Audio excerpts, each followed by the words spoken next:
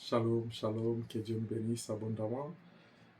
Que le Seigneur soit béni. Nous sommes en train de parler sur notre sous-point, les souffrances, les soucis de la vie plutôt qui étouffent la parole de Dieu. Nous avons vu comment est-ce qu'avoir des soucis, c'est une réalité. Et nous ne devons pas nous laisser être envahis par ces soucis. C'est faire trop de soucis de la vie, parce que la vie en soi, c'est une vanité. Mais nous devons plus compter sur Dieu, parce que c'est lui qui détient notre vie. Si nous voulons fermer cette page, clôturer cette page en disant comment gérer les soucis de la vie.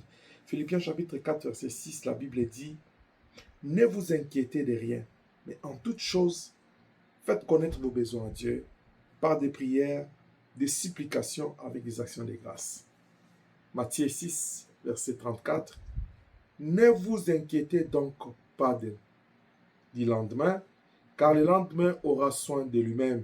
À chaque jour suffit sa peine. » Vous voyez, dans les deux versets, la parole de Dieu est claire et dit « Ne vous inquiétez pas ». Père, merci pour ces moments. Nous nous recommandons sous ta grâce. Bénis tous ceux qui vont nous écouter et sanctifie nos cœurs, notre foi, que cette parole nous rend saints au-devant de toi, propres, et nous aide à grandir.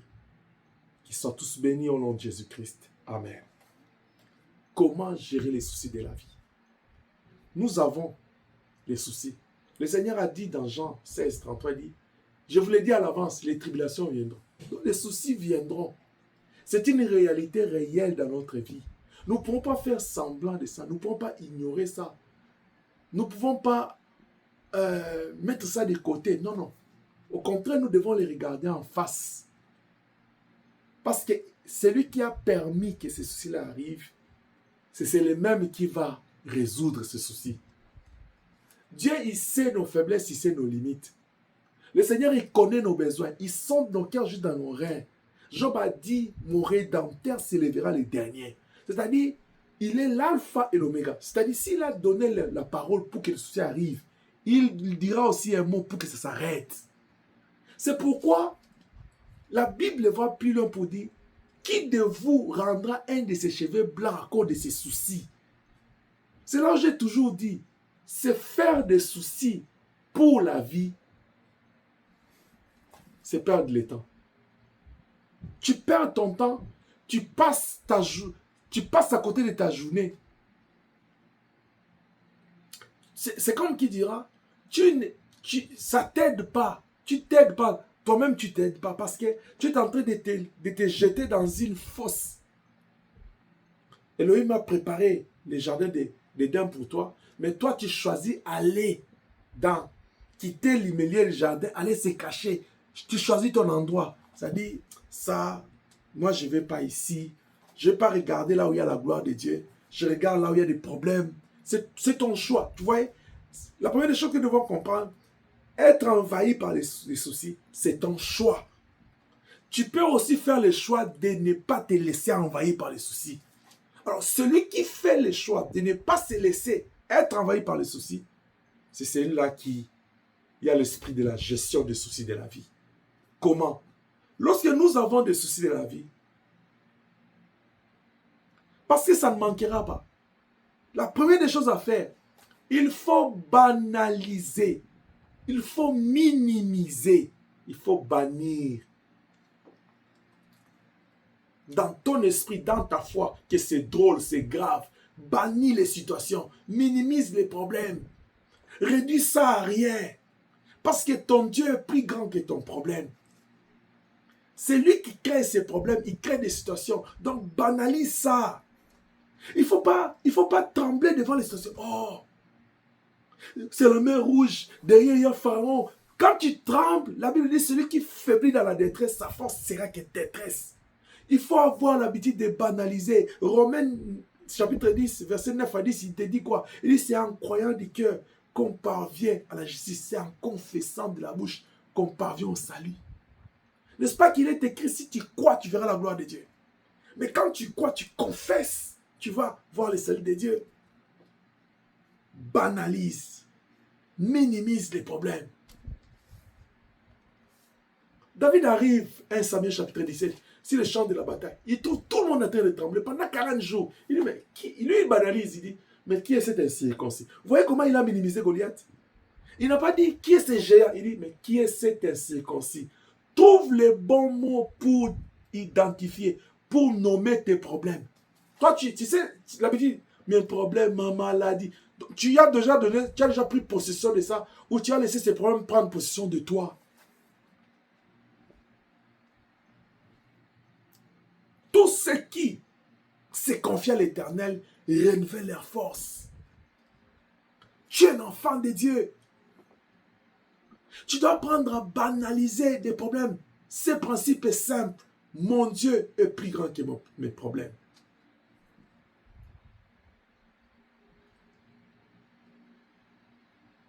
Banalise tes problèmes. Minimise ça. Parce que tu n'es pas n'importe qui. Tu es un enfant de Dieu. Tu es l'épouse du Seigneur. Tu es son ami. Tu es son serviteur.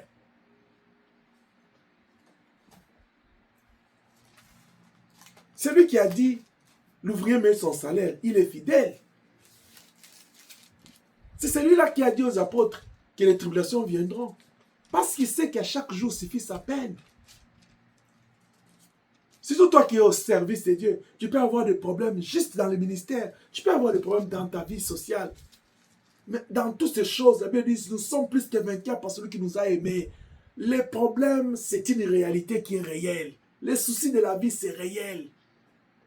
Surtout à ce temps ici, le monde va mal. Tu peux pas dire que non, parce que je suis enfant de Dieu, je ne peux pas avoir des problèmes. Les problèmes viennent. La Bible dit, les malheurs atteignent souvent les justes. Mais l'Éternel en délivre toujours. Banalise les problèmes. Il ne faut pas élever tes problèmes.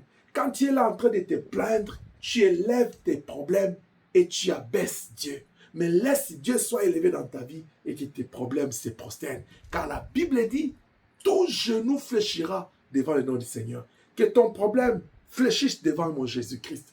Et apprends à minimiser tes problèmes, à dire à tes problèmes, fléchis devant mon Seigneur Jésus-Christ. C'est pourquoi Marc 16 à 17, il dit, voici les miracles qui accompagneront ceux qui auront cru. C'est-à-dire, en tant qu'enfant de Dieu, parce que tu as la foi en Elohim, tu as le pouvoir de faire les miracles. Mais comment tu pourras faire les miracles si toi tu trembles devant les situations de la vie? Ou bien tu veux faire les miracles dans la vie des autres, mais dans ta propre vie, toi tu recules devant les problèmes. Non! Les soucis de la vie, c'est une réalité. Mais nous ne devons pas abandonner, nous devons avancer. Que Dieu te bénisse. Avance avec le Seigneur. Ne te fatigue pas. Jean 10, 34, la Bible dit, Jésus leur répondit, n'est-ce pas qu'il est écrit dans votre loi, j'ai dit, vous êtes des dieux. Un Dieu, il ne tremble pas devant les problèmes. Quand les prophètes des Baal d'attenter, ils étaient en train de gémir là. Elohim était calme. Et cela s'est manifesté au travers de son serviteur. Si tu es un enfant de Dieu, si tu es le serviteur de Dieu, tu dois avoir l'ADN d'Elohim. Reste calme. Reste calme. Comme une eau, une rivière qui a des crocodiles en dessous. C'est calme. Mais va provoquer. Bien-aimé, laisse les problèmes venir te chercher. Mais toi, sois calme. Quand ça vient, ça va rencontrer celui qui est en toi. N'est-ce pas qu'il est écrit, celui qui est en toi est plus fort que ceux qui sont dans le monde? Non, ne recule pas. Tu peux lire Psaume 82, verset 7. Matthieu 7, 7 à 12. La première des choses à faire, il faut bannir la peur devant les problèmes, aggraver les problèmes, mais minimise les situations de ta vie et élève ton Dieu. La deuxième des choses, fais confiance en Dieu. Fais confiance en Dieu pour qu'il nous fournisse ce dont nous avons besoin jour après jour. C'est Dieu qui donne. C'est de lui que vient toute chose. Alors, dans la souffrance, si toi tu perds la confiance en Dieu, qui va te donner? Daniel allait dans la fosse au lion avec l'espoir que même dans la fosse au lion, Elohim va les délivrer. Mais chaque Shadrach, Abednego, ils allaient dans la fournaise avec l'espoir, même dans la fournaise, Dieu va les délivrer. Job a accepté cette souffrance, il a refusé les conseils de sa femme avec la foi, la confiance que Dieu va le délivrer. Tu regardes tes problèmes, tu ne te laisses pas dominer par ça, mais tu as confiance que celui qui a permis ces choses-là, il va te délivrer. Comme nous avons dit, au jour du malheur, réfléchis. Si tu réfléchis que c'est le péché, répands-toi. Si c'est le combat, combat les bons combats comme un soldat de Jésus. Si c'est l'épreuve, invoque Dieu. Jacques 4, il dit, y a-t-il quelqu'un parmi vous qui souffre, qu'il prie? Ne tremble pas. Quand tu trembles, le diable, il est content. C'est comme qui dira, tu vois, on te pince ici, tu dis, ah, allez, continue à pincer, il pousse les cris, il souffre. Et ça fait le divertissement du diable. Il est très content. Il dit, ah, celui-là je connais, il est quel est 19 heures, allez m'appuyer. Mon objet de divertissement là, je vais juste relaxer avec ma coupe du sang que je prie. Non. Ne sois pas un élément de divertissement du diable. Que le diable ne puisse pas se jouer de toi. Tu es un enfant de Dieu. Tu es un Dieu. Tu ne peux pas mourir comme un humain. Comme un commun de mortel. Fais confiance en Dieu. Parce que c'est lui qui t'a donné ce que tu as. Et il va te donner. Et encore, il va te donner. Et encore, et encore. Fais confiance en Dieu pour qu'il nous fournisse ce dont nous avons besoin du jour au lendemain. Cela veut dire porter toute son attention à ce Dieu et de ne pas se laisser trop préoccuper par les choses de la vie. La Bible dit, recommande ton sort à l'Éternel. Tu regardes les problèmes que tu as, tu donnes ça entre les mains de Dieu. Tu continues à vivre ta vie. Tu continues à jouir de ce que Dieu t'a donné. Parce que comme je l'ai dit précédemment, la vie c'est comme une maison. Beaucoup de pièces. Même quand Dieu permet que la souffrance entre dans ta maison, ça ne va pas affecter toutes les pièces de la maison pour dire tous les domaines de la vie. À l'exemple de Job, il a tout détruit, mais il a laissé son âme, sa foi. Il y a un domaine qui doit rester. Ils étaient dans le désert, ils ont vécu dans le désert. La Bible dit, malgré qu'ils n'avaient pas de maison, une bonne vie, mais Dieu avait créé, il a fait des déserts un lieu habitable. Leurs habits ne s'étaient pas usés. Ils n'ont pas manqué à manger, à boire. Même quand ils n'en avaient pas, le Seigneur faisait descendre, il faisait donner. Le Seigneur leur donnait. Il faisait descendre la manne et les cailles. Il faisait jaillir l'eau du rocher.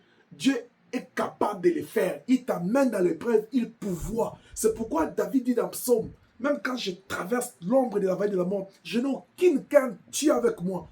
Taoulé, ton bâton mes racines. La présence de Dieu me suffit, même dans les épreuves. Peu importe la longueur de la nuit, la durée de la nuit, moi je sais que la lumière de Dieu est là. Je ne vais plus me casser la tête de commencer à compter le nombre de jours ou la durée qui me reste. Même si la Bible va plus loin, il te dit, la durée de l'homme c'est 70 ans, le plus fort c'est 80. Ça c'est la Bible qui le dit. Mais il y a des gens qui ont fait l'exception. La Bible l'a dit. Mais qu'est-ce qui dit que ça s'applique à toi? Parce qu'il y a quelqu'un qui est mort, il a 90 ans. Cela ne veut pas dire que Dieu a menti, mais c'est la grâce que Dieu lui a fait. Est-ce que tu ne peux pas être celui qui bénéficie d'une grâce spéciale? Tout dépend de ta considération, de ta confiance en Elohim. Que Dieu nous bénisse. Donc, faire confiance en Dieu pour qu'il nous donne, qu'il nous fournisse ce dont nous avons besoin jour après jour. Accorder notre attention à ce Dieu fait maintenant et nous empêche à nous préoccuper des choses de ce monde. Vous savez pourquoi? Car Dieu sera avec toi. À ce moment-là, tu vas te dire, Dieu prend soin de nous. Il nous aidera au moment venu à faire face aux difficultés. Quand tu fais confiance à Dieu, Dieu sera avec toi. Et le fait qu'il est avec toi, au moment convenable, quand les problèmes surgiront, il sera là pour t'aider.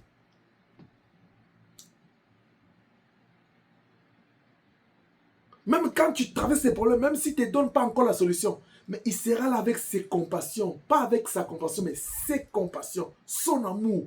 Il va t'entourer de son amour, de ses compassions. Tu vas te sentir aimé, tu vas te sentir protégé. Tu ne vas pas te sentir abandonné ni seul. Fais-lui confiance. Parce que la Bible dit, ceux qui le font confiance renouvellent leur force. C'est-à-dire, tu ne vas pas te laisser, tu ne vas pas te sentir abandonné, tu ne vas pas te sentir faible, tu ne vas pas te sentir envahi, tu ne vas pas te sentir vaincu, mais tu vas te sentir vainqueur parce que Dieu te fortifie.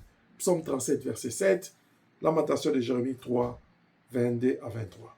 Troisième chose, la première des choses, pour bien gérer les soucis de la vie, il faut bannir la peur devant les problèmes, les plaintes, les lamentations. Il faut minimiser tes problèmes. Deuxième chose, faire confiance en Dieu. La troisième des choses, quand quelqu'un minimise les problèmes, il fait confiance en Dieu, c'est-à-dire il élève Dieu, il comprendra la grandeur de Dieu. En ce moment-là, la personne-là va continuer à vivre son intimité, sa dépendance de Dieu. Une des choses à faire pour vaincre les soucis de la vie, continue, attache, reste, demeure dépendant de Dieu. Reste attaché au cep. Ne quitte pas la présence de Dieu. Ne quitte pas la spiritualité. Ne quitte pas la sanctification. Ne quitte pas la foi. Ne quitte pas la prière. Tout ce que tu sais qui t'attache à Dieu, persévère dans ça. On dit à Job qui a péché, dit, vous là vous expliquez des choses que vous ne comprenez pas. Moi, j'ai besoin de Dieu et discuter avec lui.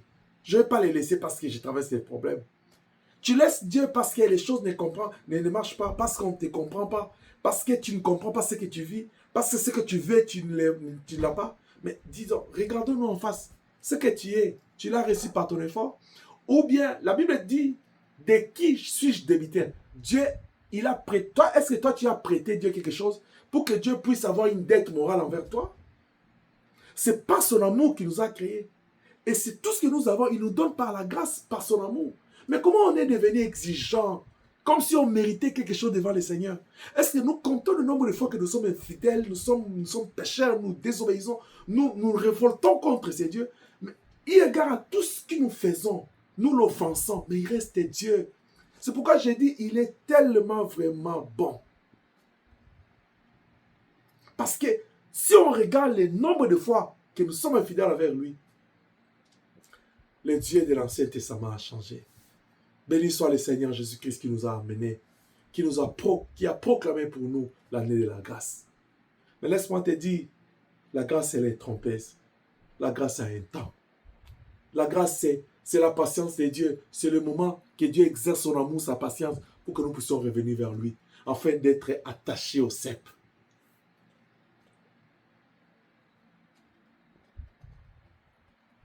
Continue à vivre ta dépendance par la foi, par la prière, par la crainte de son nom.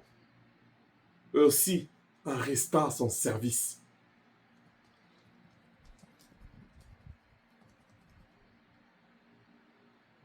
Par la foi, comme David, comme Daniel. Ils ont persévéré dans la foi. Quand on voulait leur donner les aliments sacrifiés aux idoles, ils disent non, on ne mange pas ça. La sanctification. Quatrième chose.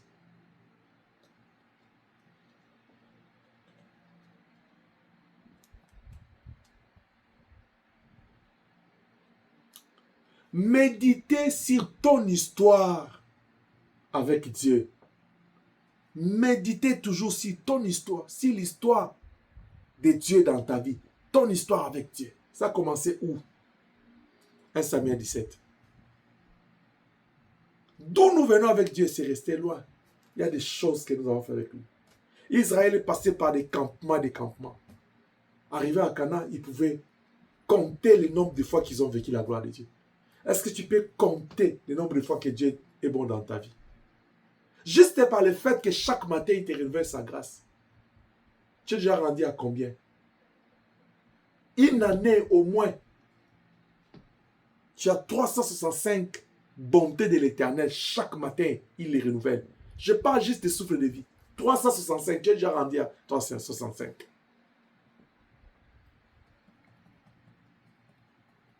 C'est-à-dire, à la fin de ces mois, tu seras rendu à 182,5.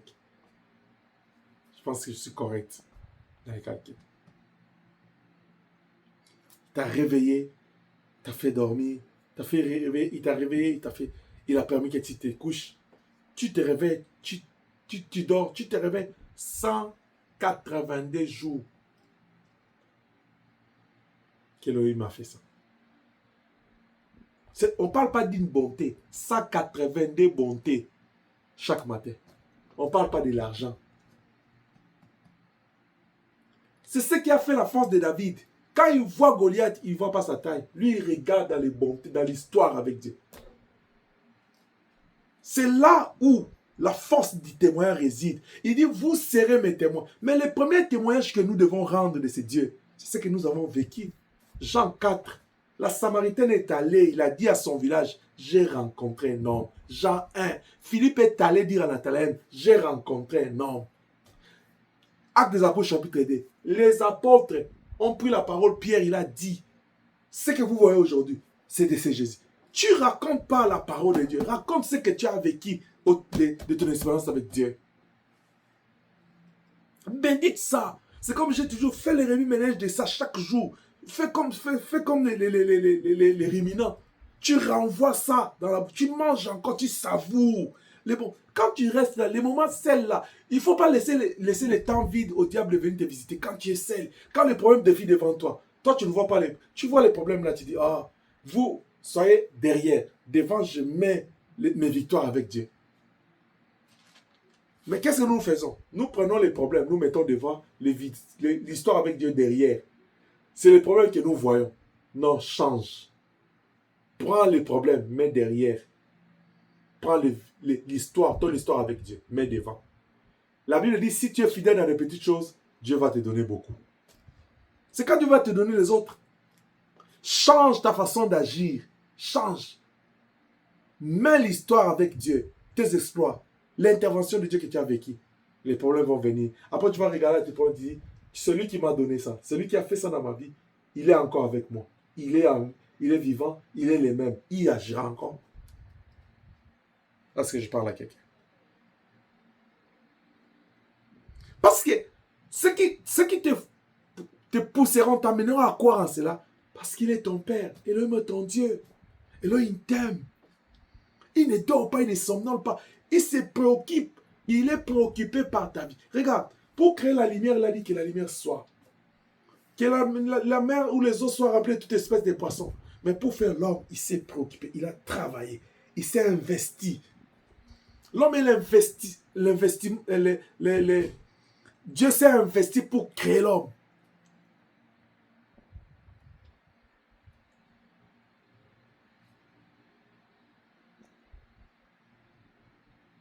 En l'homme, Dieu a investi sa gloire. Voilà ce que je voulais dire.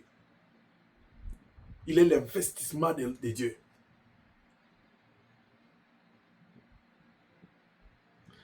Quand Dieu te regarde, il voit qu'il a investi en toi. Et il doit être fier de cet investissement-là. Il ne faut pas mener Dieu à regretter comme le jour de Noé. Pour dire que nous sommes bons arrière. Permettez-moi. Est-ce que quand Dieu regarde sur la terre, il peut encore trouver des gens comme des David qui valorisent les témoignages de Dieu dans leur vie, l'histoire avec le Seigneur, pour dire, il m'a pris de là, il m'a amené jusqu'ici. Tu m'as pris du néant, comme il dit, du néant, de la poussière, il prend l'indigent, il le fait asseoir parmi les grands. Est-ce qu'il y a des gens capables de dire ça tout haut? Comme le boiteux là à l'entrée du temple, comme cet aveugle de naissance, comme cet homme au piscine de Bethesda, où est passé les femmes des pères de sang, où sont passés tous ceux qui ont les près là parmi les 10, où est l'esprit de reconnaissance de la grandeur de Dieu dans nos vies? L'esprit du témoignage de Dieu. David a dit non, toi Goliath recule.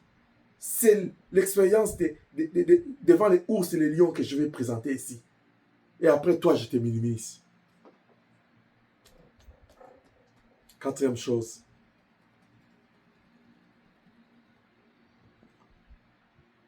La Bible dit l'exercice physique est utile pour peu de choses. Cela ne veut pas dire qu'il n'est pas utile. Je vais aller puiser dans la nature. Quand tu as des problèmes, parce que c'est normal, la faiblesse de l'homme peut faire que non, ça pèse beaucoup sur toi. C'est normal. C'est d'abord normal que les problèmes nous arrivent. C'est aussi normal que ça nous affecte. Mais ici, nous essayons de voir comment tu peux gérer ça pour que ça ne t'affecte pas. Ou bien si ça t'affecte, qu'est-ce qu'il doit faire pour que tu te relèves? Ne t'isole pas. La Bible a déjà dit, celui qui se met à l'écart dans Proverbe s'oppose contre tout ce qui est sage.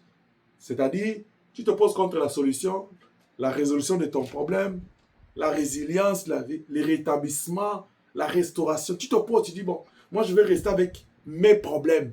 Je vais dormir avec et me réveiller. Parce que si, le fait déjà de s'écarter du groupe, des autres, tu ne veux pas que les autres puissent venir te porter leur aide comme ce fut le jour de Pierre lors de la pêche miraculeuse. C'est là où j'ouvre une petite parenthèse. Les refus de l'aide. Il y a des gens, quand il y a des problèmes, ils ne veulent pas demander de l'aide. Même quand ils savent que non, tel est capable de m'aider dans ça. Pourquoi? Tu as honte? Est-ce que c'est l'orgueil? Est-ce que c'est la honte? Est-ce que c'est le manque de courage? Est-ce que c'est... Quelqu'un d'autre dit, moi je ne demande pas de l'aide. C'est une faiblesse. C'est une faiblesse. Pierre a travaillé avec son expérience. Il a eu quoi? Il avait besoin de l'aide de Dieu, non? Toi, tu ne demandes pas de l'aide. Le souffle de vie là que tu as, c'est ton effort. La santé que tu as, c'est ton effort. Ce n'est pas l'aide de Dieu. Des fois, on dit des choses, on ne sait même pas saisir le vrai sens. Qui dans ce monde n'a pas besoin de l'aide? Si le Dieu de la Bible, dès le commencement, il a utilisé le mot aide dans la Bible, il dit, il n'est pas bon que l'homme soit seul, je lui ferai une aide.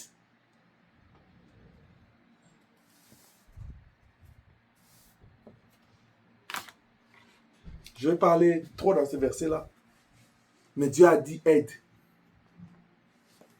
Dieu a défini ça, n'est-ce pas? Pour que l'homme ne soit pas seul. Oui, le contexte, quand l'homme a vu la femme, il a appelé qui? Celui-ci, c'est l'os de mes, celle-ci, c'est l'os de mes os, chair de ma chair, on l'appellera femme parce qu'il a été tiré de moi. Qui lui avait dit?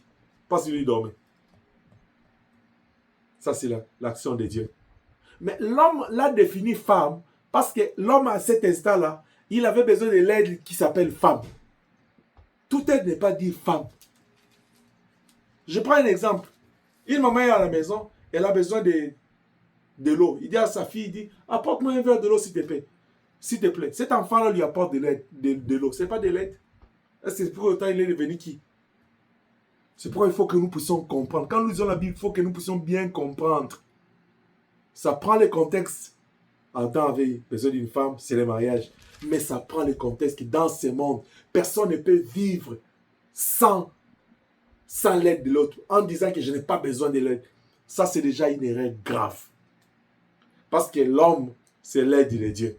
Il vit, c'est le fruit de l'aide de Dieu, ce que je voulais dire. Donc, il faut, quand tu as des soucis, fais comme Marie. Elle avait un problème qui l'a dépassé.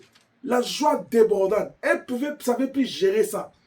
Tu vois, même positivement, les problèmes que Marie avait, c'était... Elle dit, je dois aller partager avec ma sœur. Parce que ça l'a débordé. Son problème l'a débordé. Si Marie a fait ça pour quelque chose de positif, et a fortiori nous, pour des choses négatives, pour les soucis qui affectent négativement nos vies, pourquoi on ne doit pas parler aux hommes? La Bible dit dans 2 Chroniques 20, confiez-vous à l'Éternel, Dieu va vous fortifier. À ses serviteurs, vous allez réussir. Confiez-vous aux hommes de Dieu. Confiez-vous, la Bible dit, confiez-vous à mes serviteurs, vous réussirez.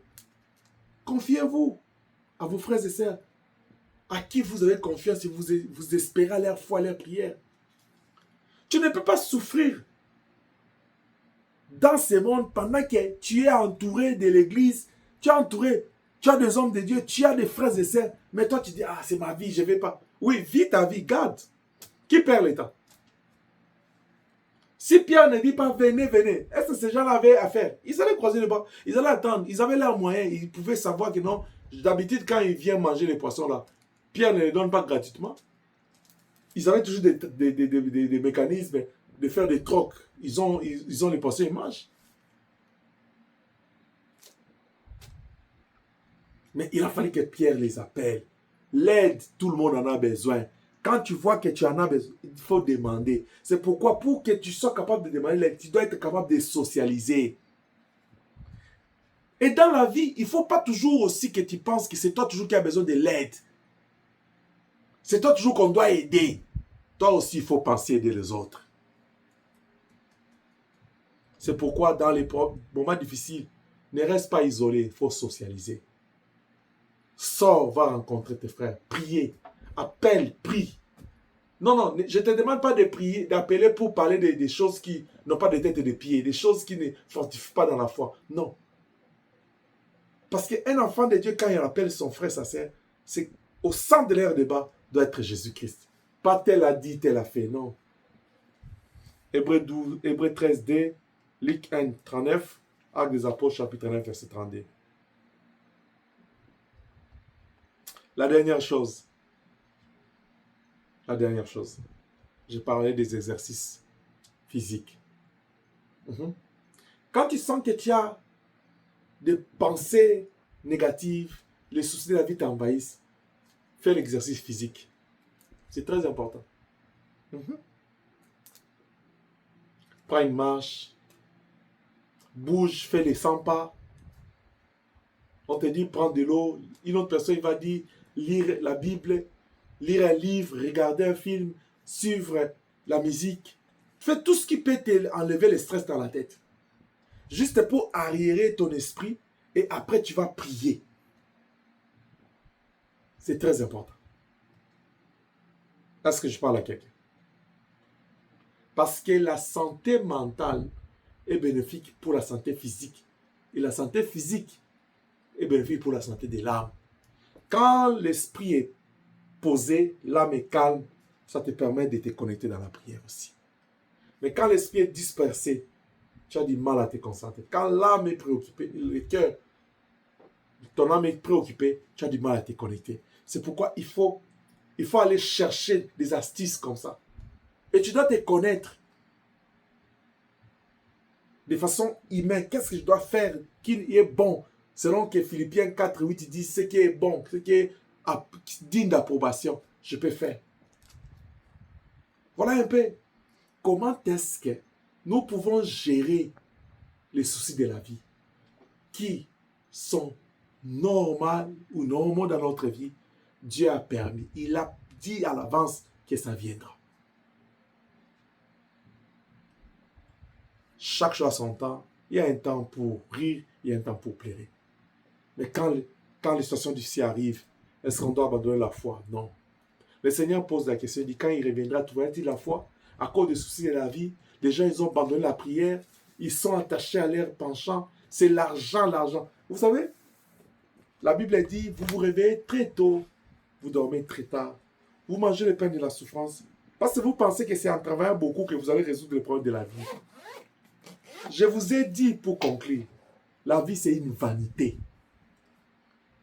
Et ceux qui se battent beaucoup pour chercher la vie, et ceux qui se battent moins, et ceux qui se battent moyennement, tout se finit par laisser tout. Je n'ai pas dit de ne pas te battre, mais bats-toi pour le ciel. Parce que c'est là où il y a l'espérance de la vie éternelle. Salomon a dit dans Proverbe, ne me donne pas la pauvreté, ni la richesse beaucoup, donne-moi la vie normale. À chaque jour suffit sa peine, vis ta vie normale.